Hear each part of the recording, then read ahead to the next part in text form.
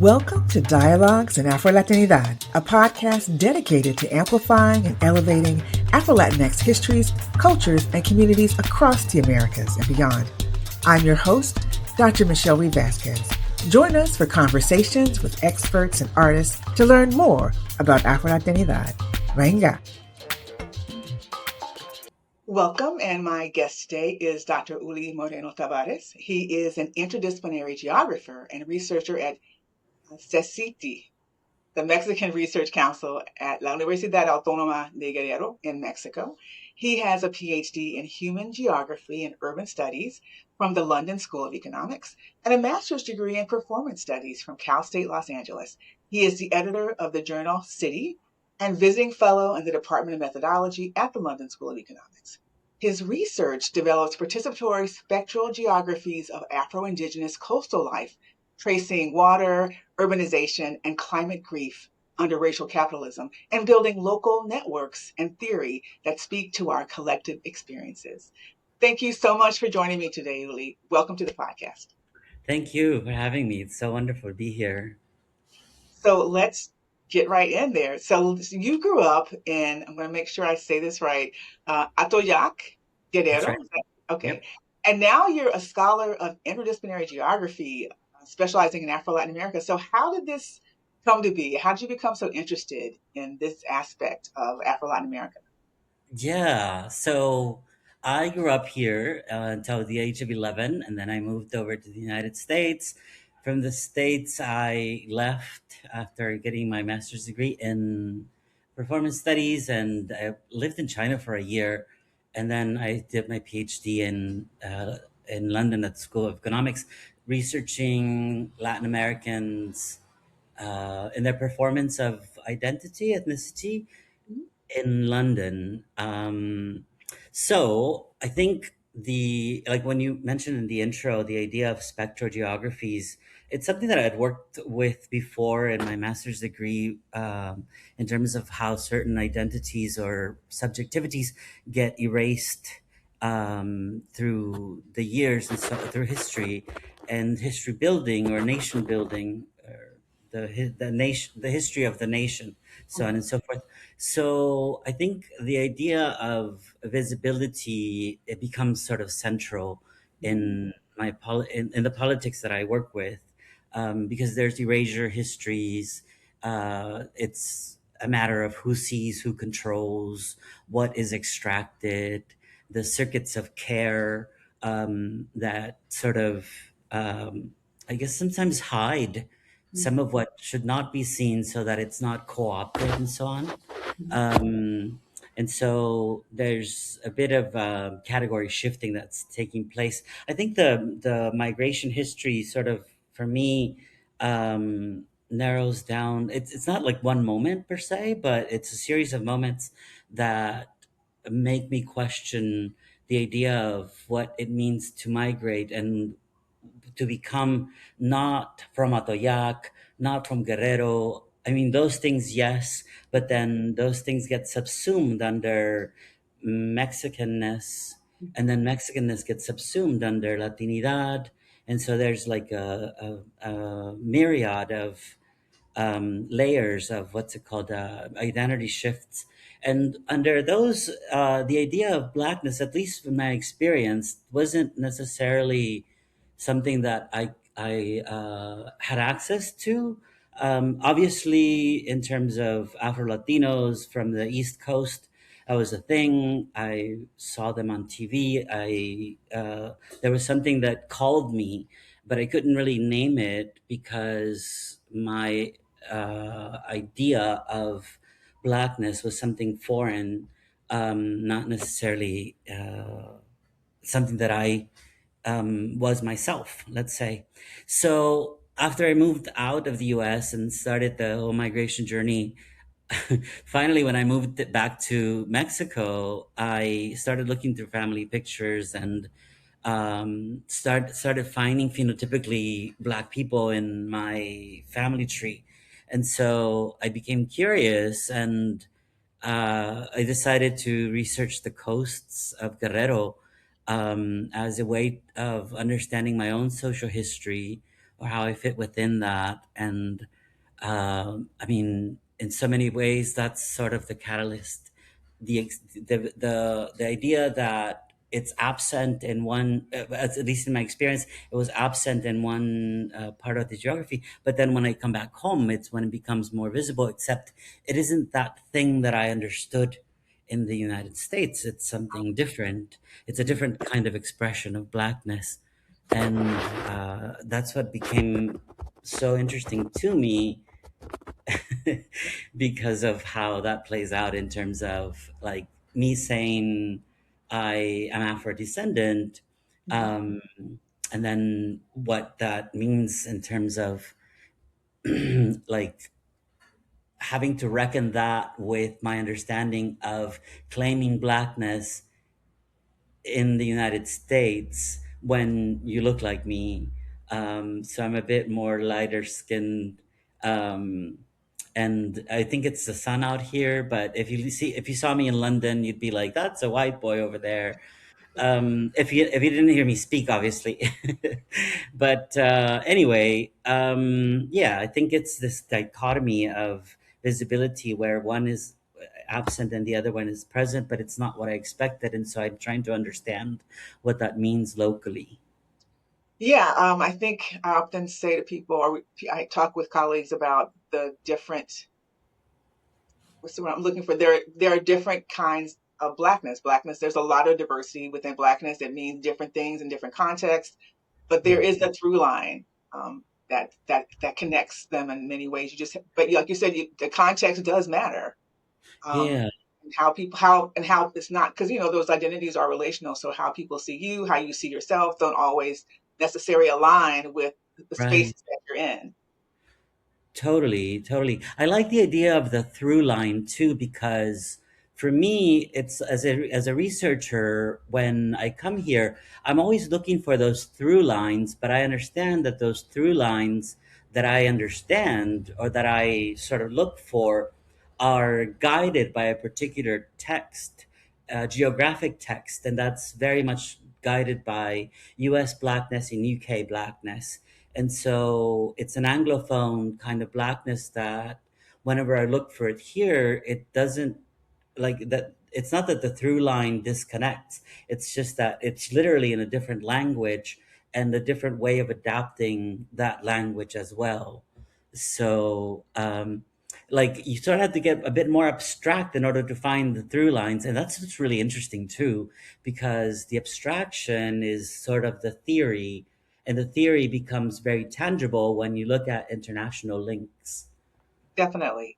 And I want to get back to some of the pieces that you mentioned. So, in terms of defining moments in this journey into spectrality and blackness and geography, you mentioned something about going back home and finding uh, letter pictures and images and family pieces. So I'm wondering would you say that's one of the defining moments, or was there somewhere else along the way, maybe in a class or in the streets of the different places that you've lived?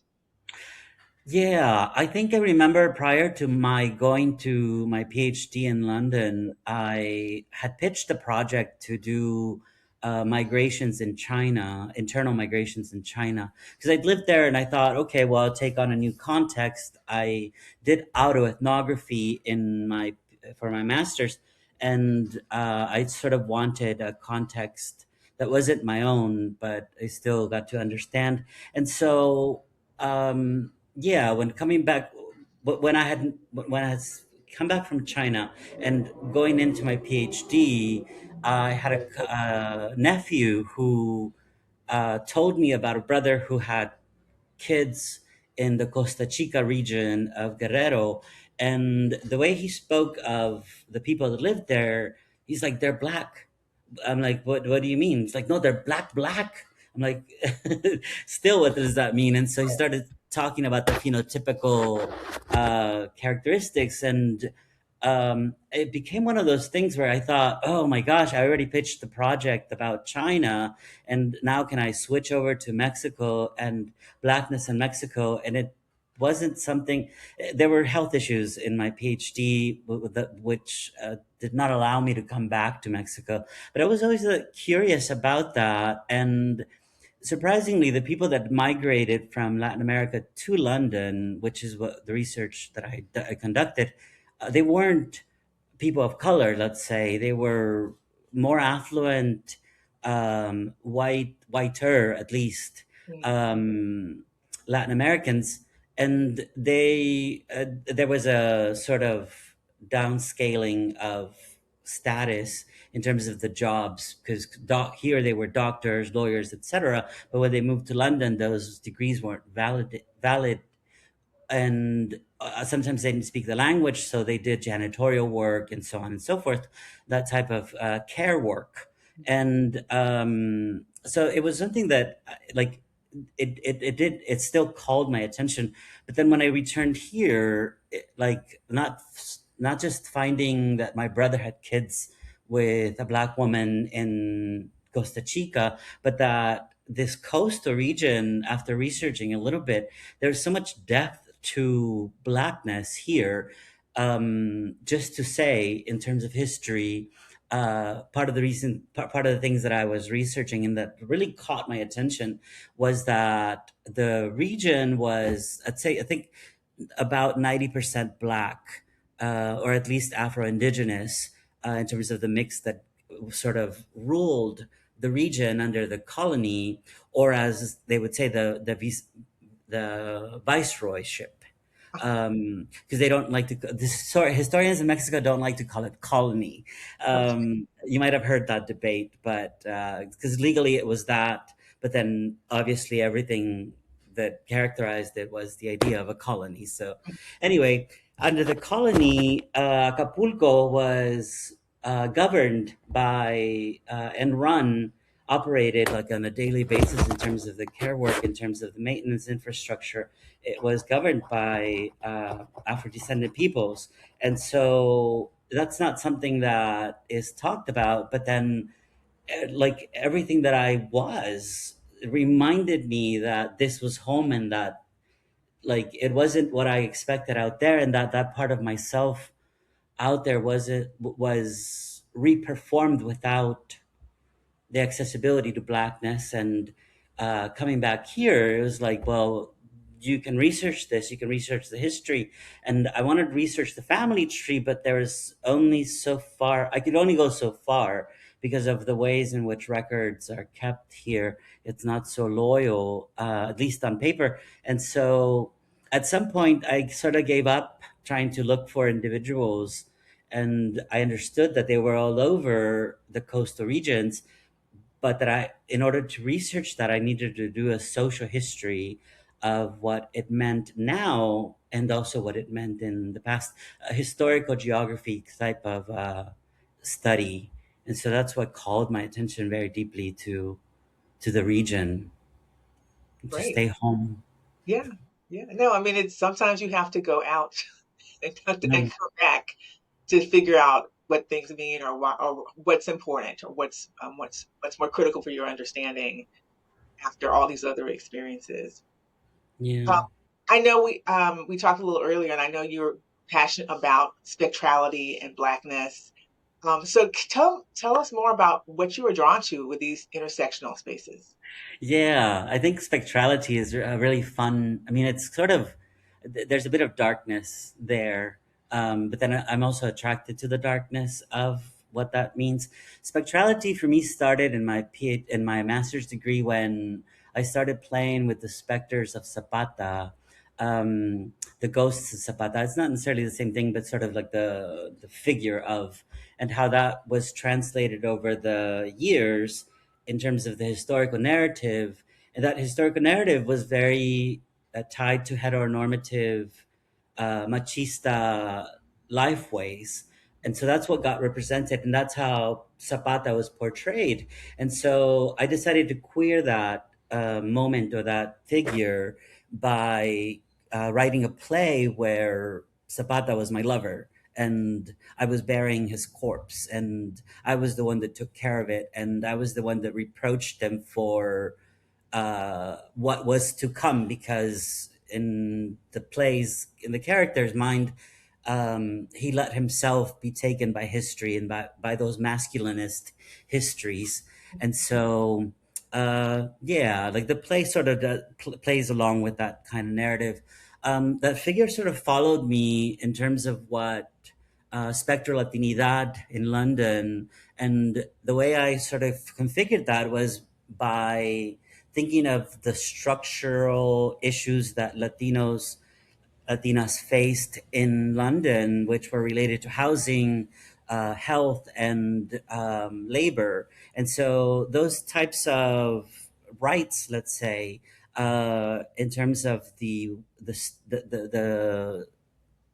safety net that the state provided, those weren't provided to Latinos, and Latinos always also feared going to the doctor, for instance, because of migration issues or language issues and discrimination, so on and so forth. And so it's sort of like as if they were absent from that structure that needed to care for them, and so that safety net wasn't there for them. And it's the politic of visibility and visibility where they sort of fell somewhere in between because they provided so much for the city in terms of the care work, of the industrial care work that was needed in order to run that financial uh, lifescape that was necessary. And so spectrality followed me here, and then also just to recall, the idea of spectrality for Latin Americans is something that is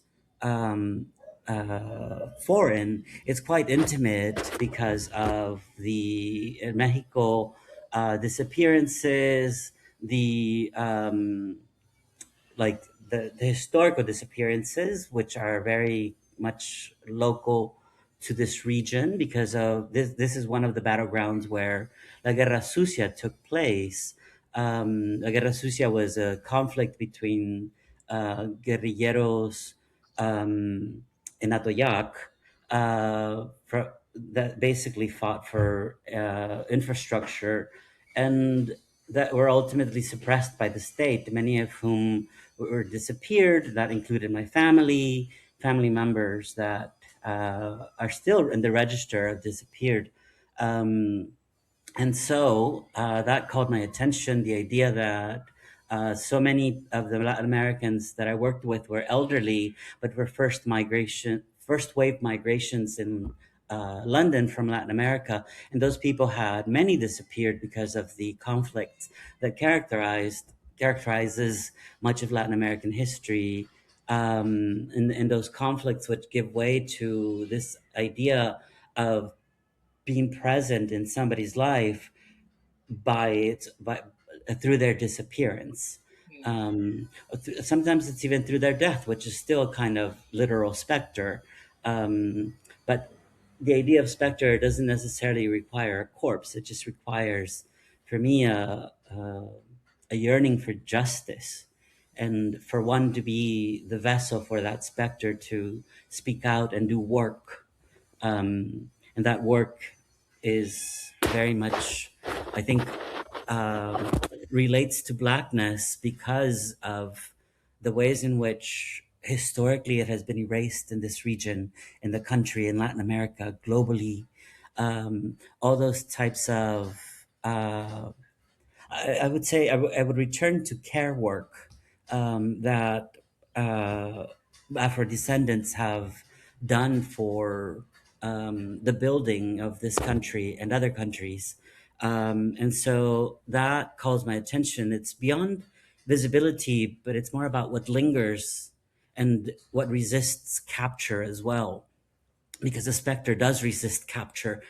If you do capture it, then it becomes no longer a specter, right? Because it doesn't live in that binary of visible, invisible, without necessarily registering something. So yeah, I love the theory that it allows me, because I think there's too much probably, but at the same time, when you find it locally, you think, or I think, this is one of the remnants that our ancestors left behind, and it's important. And so you talked a bit about all the moving around, and it's really giving you a wonderful transnational lens for your work. And I'm wondering how you use that for this transnational space to understand Afro-Latin American communities. Yeah. I think it's like what I've learned because I lived in Ometepec, which is a city that borders Oaxaca. It's still in Guerrero, but it's one of the central cities in the Costa Chica. And I did ethnographic work for 3 years there. It was supposed to be a year, but then the pandemic hit, and I felt safer there, ironically, because of how isolated it was.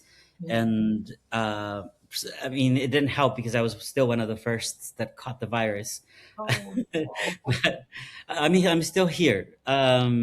So what I learned there is, I think the idea of starting from the local in order to draw the international links or transnational links. So I still don't know how to answer what local theory might mean because I think it's still a collective ongoing effort that we're working with. But for instance, I did a workshop which ran for 6 months, and that workshop was about local development in relation to transnational globalization. wow. And so um, that workshop helped me understand what and how they understood local issues, and then we could draw those links to international to the international order of what development meant.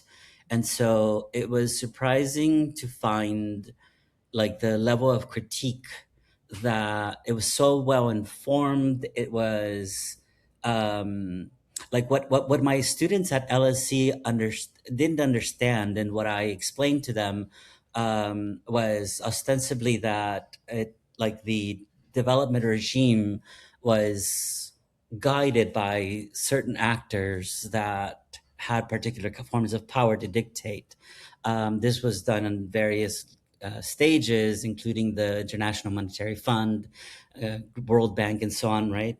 And so the students understood that, but they were surprised about it. Here, these students who were more professional, so you expect a bit of, um, yeah, a bit more like local grounded history, but yeah, like the level of critique was there, the understanding of uh, what Washington consensus meant and how that dictated what we understood, and yet feeling powerless to um, to sort of mitigate the impacts Mm. of that type of development policy. But then again, also being entertained very much so by local politics, which didn't always translate to those transnational politics because of the local power structures internally. Much of it, I found remnants of colony, the way in which like that was.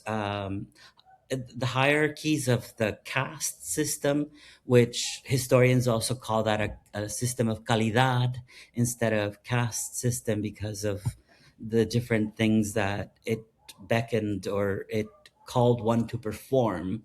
And so the idea was that, or the idea is that calidad and that sort of structure hierarchy still translates to the local structures and how those are performed and imagined, which is always there's an analysis of class that can be made, but that class needs to be complicated by calidad, and so that becomes a bit more difficult because you have more variables to play with, and so even if you want to do some kind of mathematical um, like what's it called, a mathematical equation, it wouldn't translate because I mean there are complex variables. Some are complicated by not necessarily by transplants like myself who lived there for 3 years and become very well known to locals, but still wasn't a local, and so I still didn't understand just still didn't live through what the local language and local idioms and idiosyncrasies that are performed in language, like I grasped onto them, but I couldn't necessarily perform them, and they always felt when I tried, it was like they would they would laugh at me. But I mean, it's all sort of part of the game too, right? In terms of doing ethnographic work, very Yeah, odd to do. Sorry, just to say, just very odd to do ethnographic work when you are, or at least you consider yourself part of the region and the geography. um, you can't convince them that you are part of, but then again, they don't have no choice but to understand that migration is now part of those forms of being.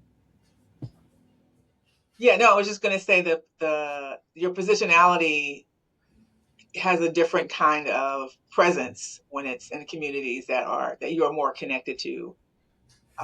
But you just reminded me of one of my early experiences doing work in Cuba, and Mm, they would really insist that because I looked Cuban to them, mm, mm, that that I needed to perform, like that, I mean, mm, not perform, but that I needed to work on that performativity of living and walking in the street. mhm, And I mm, have to say, in the end, I mean, I worked hard because I didn't want to be seen as someone outside. I wanted to be mhm, able to walk into places and be treated like other Cubans, not like an American, not like a mhm. foreigner. And Yeah. it worked, but then I realized, like, I carried it back with me and into spaces in the US where it became really, really problematic. I I can imagine that. It took me a while to let some of it go, but I embraced it because it is part of my cultural heritage. But again, it's, the positionality of being of not from but of a place Yeah. has made a real impact on the way that I understand identity and the way people connect. And that whole part of diaspora is a really big part of it. It's, people, my diaspora has been gone for a century, and so how what does that mean in the work that I do and how I connect with people? But part of it is you have to put yourself in those spaces and Yeah. want to make the connections. I don't want to ever be. I've had in making the connections. I felt like I've been missing them Yeah. for a almost a lifetime. And so when I got a chance to connect again, it was as if I never left. So it was a very, like I said, can be very powerful um, experiences with your positionality in spaces that are part of who you are, but are also not a part of, or have not been a part of your experience growing up. So Yeah. No, I mean it's weird because I have people who study migration here and secretly call me gringo. Um and it's like, wait, you study migration, you know that like I mean NAFTA screwed us up and we had to migrate, and like that becomes like we're still part of that experience. And so being from Guerrero being a migrant means coming back, means speaking like I do, which is broken Spanish sometimes. I navigate English better, even though I was 11, but because of performance work, I really did like submerge myself in the language. So yeah, that becomes part of the registers that I have to negotiate now. Sometimes it's fun and sometimes it's annoying, but then again, it's sort of like, I think, as you mentioned, it's about the connections that you make on a local level and what those connections mean. Sometimes it's emotional, sometimes it's economic. I mean, there's so many layers yes. because, yeah, you're not just a researcher, but you're somebody that's living there. And it's weird too because when I finished my PhD and I didn't have a position in academia, locally or otherwise. I did research, or rather, I did editorial work for City, and that's how I maintained myself. But it was difficult for me convincing myself that I was a researcher and not somebody just living there. And so I would come home, write in the journal. Sometimes I wouldn't. Sometimes I would let it go and think, oh, that's not going to go anywhere. I didn't have like a consensus or a cohesive ethnographic project. but it was more like living there. And then now I'm having trouble like translating that onto a page so that it becomes a research article or even a book. And I think it's time for me to do that. I just don't know exactly where to find that balance. I don't know if you found like creative work that might help with that. Well, we'll have to talk about that. It is, it's the, I won't say hate, but it's a love, frustration, um, circular kind of experience. I mean, I Mm, love the work, the research, and so sometimes it's hard to, that make that transition into doing the writing and the mhm, additional research to support the writing. And so it's, mm. I think there are different stages, and so you have to figure out, where you are in those stages to kind of Got it. get the best and to get their creativity, get your creativity flowing. I mean, Yeah. yeah, I mean, I think that's probably a question we could talk to a lot of people about. I know Yeah. myself, I've been trying to do more um, things related to music, which is where I find kind of my largest creativity, even Nice. though it's got very little to do with the work, but it helps. I don't know, there's something about that, the cultural expressive space that it lends itself to allow it kind of opens up space to do this writing, creative writing that's not, Mhm. or historical academic writing that's not about music, but is about, Yeah. but it just lets me tap into something where the writing becomes the creative expression, if that makes sense. It does. Please tell me that you've seen the movie Sinners, where that scene, everybody's talking about that scene. Um, No, no? I probably Oh, the person who has not you seen have to Center. see it. You have to see it. There's one scene, just not to spoil it for you, but there's one scene where there's different musical styles and of dance and music that have been influenced by the blues and other genres of black writing, black geographies, and how those translate onto space and body. And that scene does such a beautiful job. Like, it's so inspiring to watch that and to think of the fandangos here in Acapulco and how those were sort of a kind of collective forms of resistance where it acted as an organizing space but full of joy, Yeah, and that it also became part of that like way of hiding organization against the colony, against colonization, and then as a way to launch the rebellion. And so those sorts of things are fascinating because like the creativity does hide that in some ways, or at least it becomes inherently almost yeah. part of the resistance. Okay, so yes, I will find a way to see it. I don't even know. It's probably gone. I have to wait for some streaming service now to find it. But Yeah. no, but I've had many people tell me I really need to see it, and I thank you again. I will put it on my list of things to So do. glad. Yes. We are getting toward the end of our conversation. Well, almost. But kind of my one last major question is kind of what would you say are some of the major issues for Afro Latin American communities today, especially communities that you work with? Well, I think a central one is climate impacts. Mhm. We've had two hurricanes, major hurricanes, pass through here. One of them was Otis. Otis broke apart the city, the infrastructure. Like I think if you saw anything about Acapulco during that time, it was the central grounds for that. And so there's water insecurity. I think that's one of the major issues. We just had an earthquake a couple of days ago. It was 6.5. Um, I live in the fifth floor, so things were shaking, and I had a foot injury, so it was difficult for me to get down and just have a sense of safety.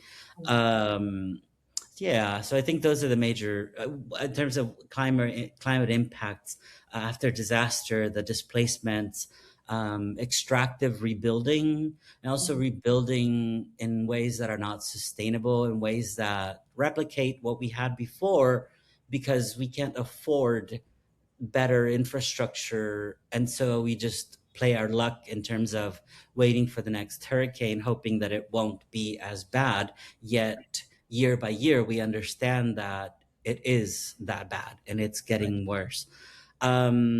So I'm trying to fit all that in into what negritude and afrodescendencia mean in terms of generic or at least collective peril, collectively periled, Mm. how we are collectively periled because our history has been erased because of policy that flattens what afrodescendencia means.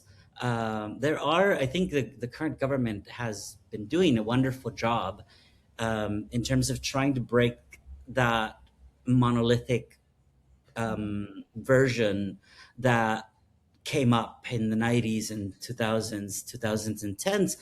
But then now that it's been institutionalized, there's always a risk of flattening blackness, so to speak.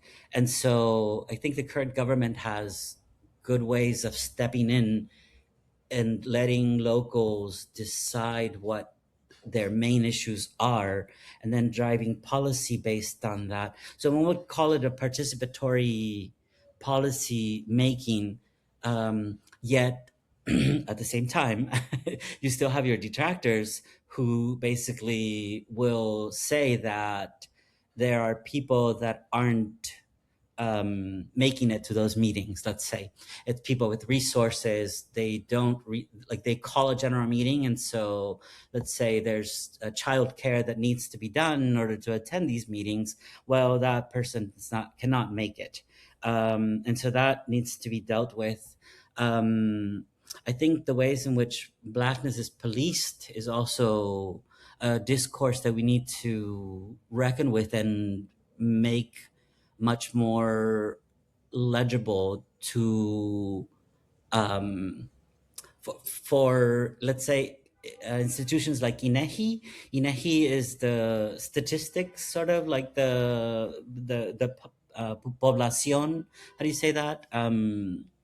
Like the people who census, the people who Yes. do census. Yes, so 2020 was the first year where Afro descendants were surveyed in Mexico, and the question was, do you consider yourself Afro descendant, Black, or Afro Mexican?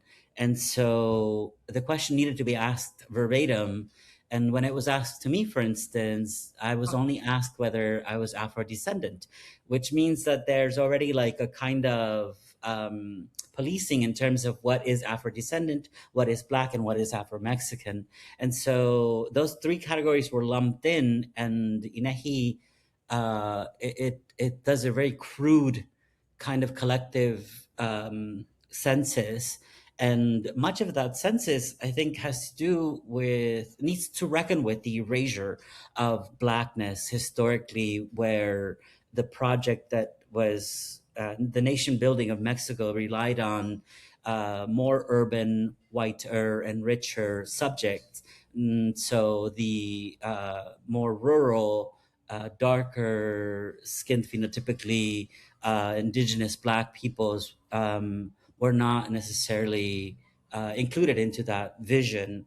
And so that, I think, is it translates into various issues of collective vulnerability that we need to sort of make complex and deal with it on a complex basis in order to build responsible theory that comes back to the people that are building it for the moment. Yeah. No, thank you for hitting on so many of those are incredibly urgent, important issues. And now I'll come to my final question about Yeah. resources. What specific kinds of resources would you recommend for people who want to learn more about what you've been talking about here today? Well, okay. So I think w- first I wanted to talk about the website that we're building.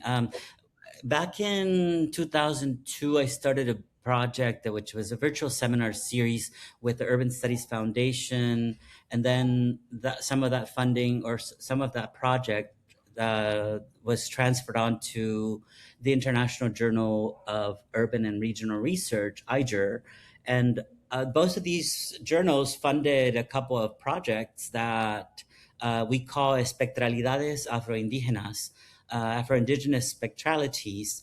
And so it's a network building Um, s yeah, it's a network building of of researchers that are local to the region, and so it includes biologists, chemists, agroeconomists, economists, geographers, urbanists, so on and so forth. And so we're building a website, and based on that, it's called spectralidades.net. And so I think by the time that the podcast airs, we'll have it built, and there's a series of profiles, local researchers that anybody who's interested can reach out and say, we might be interested in a project and collaborating and understanding these transnational networks, or understanding your needs based on the local research that needs to be done. And so that would be the key resource that I would like to provide. Okay. In terms of readings, I would recommend anything by Gonzalo Aguirre Beltran, and these uh, uh, one of the pioneers of Blackness in Mexico, which just as a way um, of reminding people, I suppose, it's something that is actively denied in Mexico by progressive and radical circles, and so yeah, I mean, it's work that matters in terms of um, building that localness, Mhm. and then trying to build from that. So in order to understand us, I think we can look through that network, and that's where I would start and Okay. finish, perhaps. No, the network sounds amazing, and I certainly look forward to the website coming out, and we'll have all these resources listed up on our website as well. Thank you. And so I will. I just want to. I'll just stop there and say thank you so much for joining me today to have this great conversation about your work and priorities for folks working on Afro-Latin American, African diasporic, Afro-Latin American diasporas as well. And we look forward to all the good things to come. Thank you. I hope, maybe I was all over the place, but I think all over the place is the title of my of my lifescape in terms of research. Well, I like we like where you're going. So I mean, again, it is a global kind of phenomenon. People Yeah, of African descent and those of African descent from Latin America are all over the world as well. So I think it's important, that way that the layers that you talked about in terms of the local context mattering as, in relationship to the national and to yeah, the international. So. Well, we could go on, but we're going to stop there. yeah. Thank you again, and I look forward to being in contact in the future. Thank you. Likewise, I appreciate having me. Thanks for listening. Be sure to subscribe and hear more episodes of Dialogues in Afro-Latinidad on Spotify, Apple Podcasts, and YouTube. And go to michellereedvasquez.com to check out our episode resources and learn more about the Afro-Latinidad Studies Institute.